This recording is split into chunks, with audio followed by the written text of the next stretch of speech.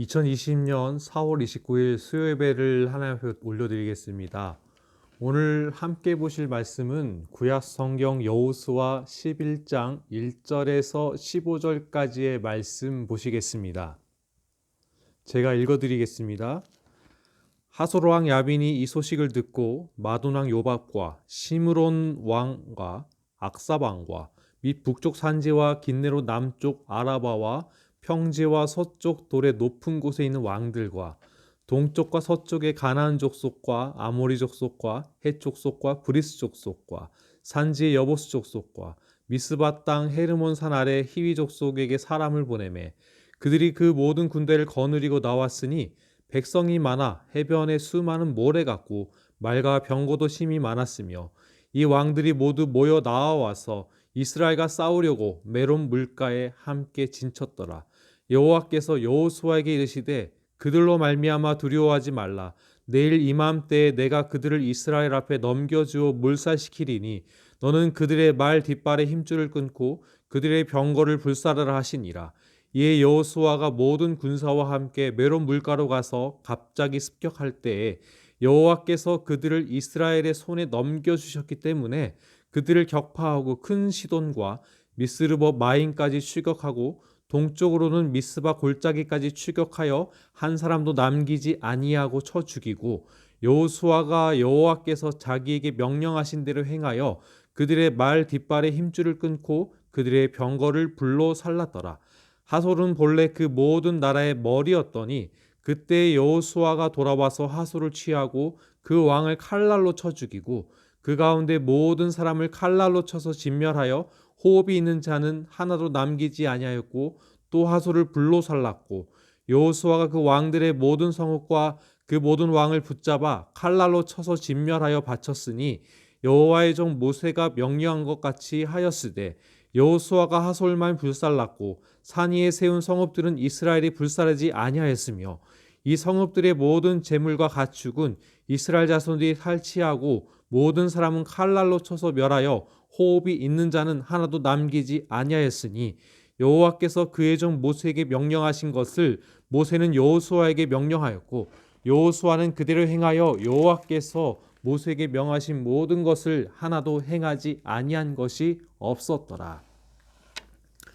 함께 보신 말씀은 구약 성경 여호수아 1에서 여호수아 11장 1절에서 15절 말씀입니다.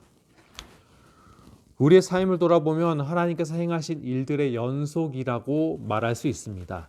때로는 이해가 안 되는 상황을 만납니다. 왜 나에게 이런 일이 생기지? 라는 의문이 들기도 합니다. 그러나 우리의 삶을 돌아보면 하나님은 우리 각자의 삶을 주관하시고 이끄시는 분임을 인정하게 됩니다. 앞에 여호수아 10장을 보면 하나님께서는 우박을 내리시고 해와 달을 멈추게 하심으로 여호수아와 이스라엘 백성들이 가나안 남부 지방을 정복하는 모습이 나옵니다. 그것에 이어서 오늘 읽은 본문인 1에서 15절을 보면 이스라엘 사람들이 가나안 북방을 정복합니다. 1에서 5절을 보면 하솔 왕 야빈이 군대를 출동시킵니다. 하솔 왕 야빈이 가나안 남부 지역을 점령한 소식을 듣습니다. 하솔 왕 야빈은 마돈 왕 요밥, 시므론 왕, 악삽의 왕에게 사람을 보냅니다.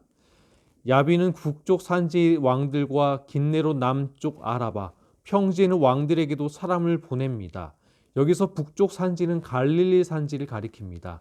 긴네롯은 수금이라는 뜻으로 게네사렛 호수, 오늘날로 말하면 갈릴리 호수를 가리킵니다. 서쪽의 도르의 높은 지역에 사는 왕에게 사람을 보냅니다. 동쪽과 서쪽의 가나안 왕, 아모리 사람, 헷 사람, 브리스 사람, 산지의 여부스 사람과 미스바 땅의 헤르몬 산 밑에 사는 히위 사람들의 왕에게 전가를 보냅니다. 여기서 산지의 여부스 사람이란 예루살렘 근처에 있었던 성이었습니다. 헤르몬 산은 오늘날 아람의 가장 높은 산으로 다른 성경 구절을 살펴보면 시련산, 스닐산, 시온산으로 불리기도 했습니다. 4에서 5절을 보면 가나안 북부 연합군이 이스라엘과 싸울 준비를 합니다. 이 왕들이 자기들의 군대를 모두 출동시켰는데 그 군인의 수요가 마치 바닷가의 모래같이 많고 말과 병거도 셀 수 없이 많았습니다. 이 왕들이 모두 만날 장소를 정하고 이스라엘과 싸우려고 나와서 메론 물가에 함께 진을 쳤습니다. 여기서 메론 물가에서 메롬은 높은 곳의 물이라는 뜻입니다. 실제로 이 호수는 갈릴리 호수에서 서쪽으로 약 8km 떨어진 곳에 위치해 있었습니다.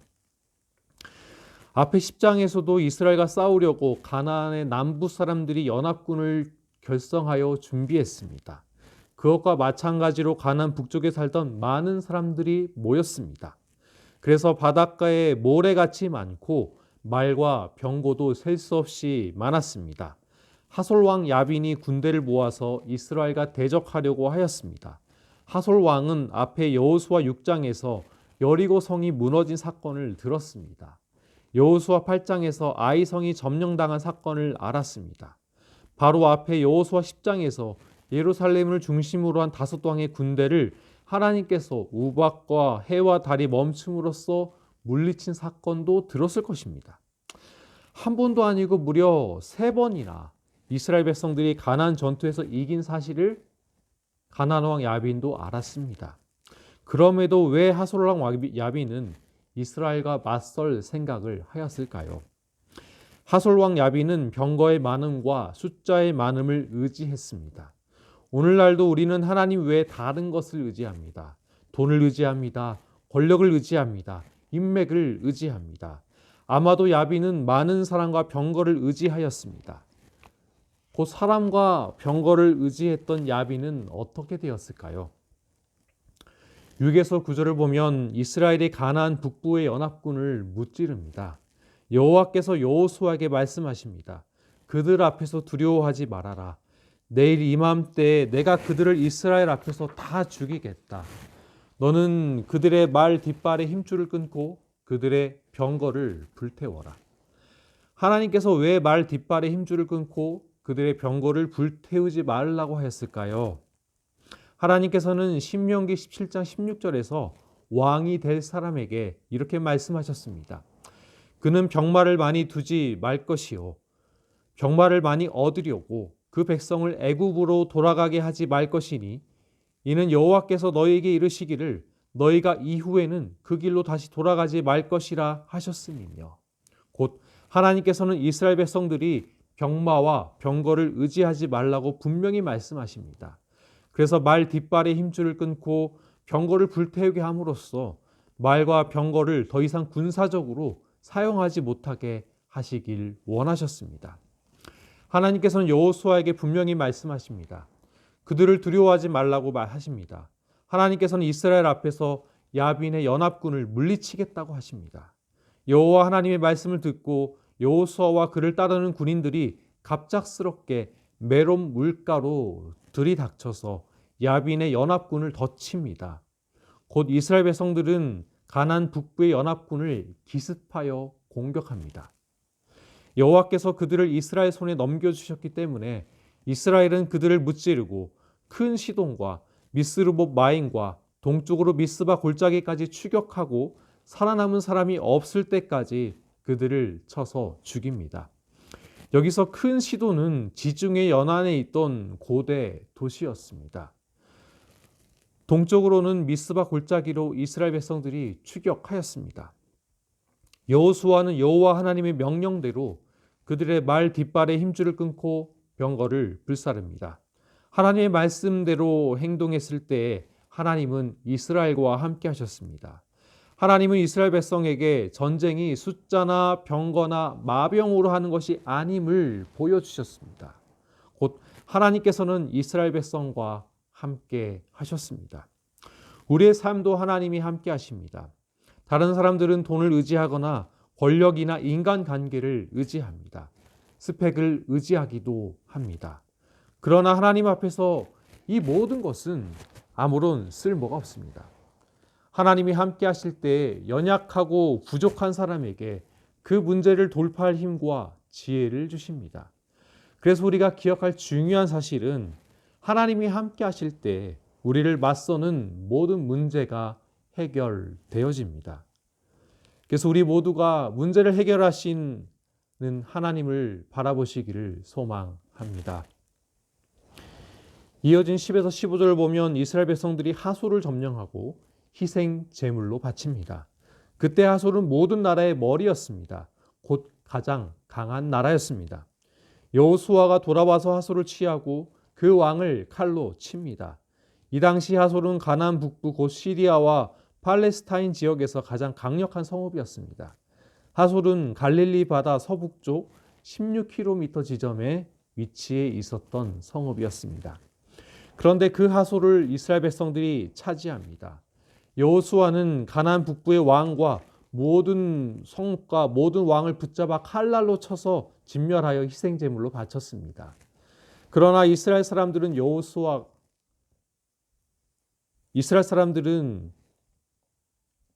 하솔만 불태웠습니다. 그러나 이스라엘 백성들은 다른 언덕 위에 세운 성읍들을 하나도 불태우지 않았습니다. 이 성들에서 탈취한 노략물과 가축은 이스라엘 자손이 모두 차지하였고 사람들만 칼로 쳐서 모두 죽였습니다. 숨쉬는 사람은 한 사람도 남겨두지 않았습니다. 모세는 하나님께서 자기에게 명하신 대로 여호수아에게 명하였고 여호수아는 그대로 실행하여 여호와께서 모세에게 명하신 것 가운데 실행하지 않고 남겨둔 것은 하나도 없었습니다. 이스라엘은 하솔을 점령하고 하나님의 말씀대로 이방 사람을 없앴습니다. 여기서 중요한 것은 이스라엘 백성들이 하나님의 말씀대로 순종했다는 것입니다. 오늘날 사람들은 하나님의 말씀에 순종하기보다 자신의 지식과 경험을 의지하는 경우가 많습니다. 우리가 어려움을 겪는 이유는 하나님의 말씀을 그대로 듣지 않고 나의 뜻과 생각대로 행동하는 데서 시작됩니다. 하나님은 우리가 하나님의 말씀에 순종하기를 원하십니다. 그래서 우리가 기억할 중요한 사실은 하나님의 말씀에 순종하며 사는 것이 중요합니다. 우리 모두가 순종할 때 평안을 주시는 하나님을 바라보시기를 소망합니다. 우리가 읽어보진 않았지만 본문 뒤에 16절에서 23절을 보면 여호수아가 정복한 지역에 대해서 나옵니다.